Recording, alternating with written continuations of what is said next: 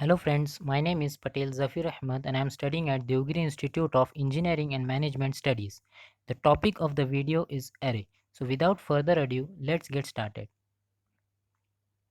Array. So what is array? An array is a fixed size sequential collection of elements of same data type that share a common name. In easier terms, we can define array as collection of elements of similar or same data type. Array can be created in any of the data type such as int, character, float, etc. An array is a derived data type. Why do we need array? A question arises that when we have fundamental data type such as int, character, float, double, then why do we need array?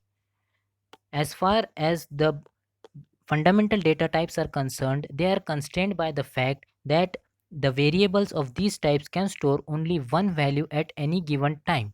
Therefore, in applications where we need to store large amount of data, we need powerful data type that would facilitate efficient storing, accessing and manipulation of data items. Array can store a large number of values with single name, and array are used to process many values easily and quickly. This provides array an edge over the fundamental data types. Types of array. So there are three types of array: 1D array, 2D array and multidimensional array. In the later part of the video, we will look into detail in 1D array. Storage of array in memory. We'll start by defining element. What is element? Each data item in an array is called as an element. Storage.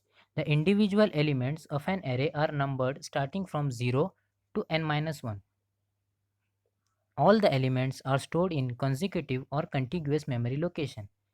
That is, if we declare an array int a with size of the array as 5, the elements would be stored in a of 0, a of 1, a of 2, a of 3 and a of 5, starting from 0 to n minus 1, where n represent the size of the array.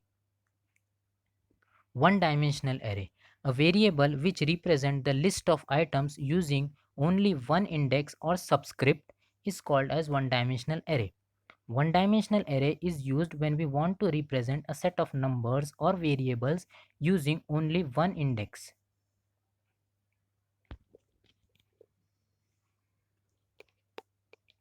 Declaring 1D array. Like any other variable, array must be declared before they are used so that the compiler can allocate space for them in memory. The general form of array declaration is 1D array declaration is data type, array name and size. Data type can be any inbuilt data type, character, int, float, double, etc. Array name is given by ourselves depending upon the array which we are making. If we are making the array for the marks of students, then we can name the array as stud. If we are making an array for the salaries of employee, then we can name the array as salary, or likewise. The size of the array represents the number of elements which need to be stored in the array. In any reference, if the number of elements is exceeded from the size of the array, that is, if we provide larger number of elements than the size assigned, this will not cause an error but will cause unpredictable program result. The size should be either a numeric constant or a symbolic constant.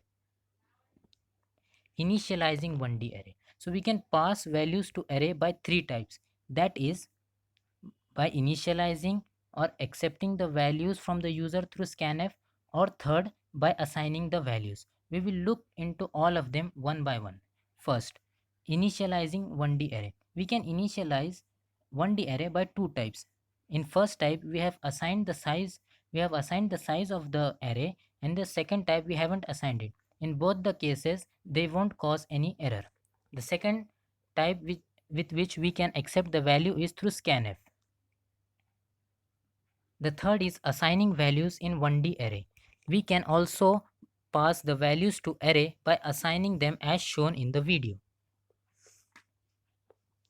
Array is very useful in many of the applications, such as if we want to prepare list of scores, of class students or list of employees in an organization or timetable of daily rainfall data, etc. Array is useful when we have to create a date when we have to create an account for the elements of similar data type. This provides an edge to array over the other fundamental data types because fundamental data types need to be declared again and again, whereas array once declared can be used again and again.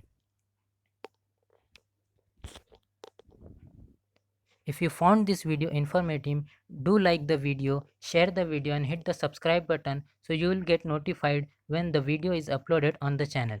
Thank you.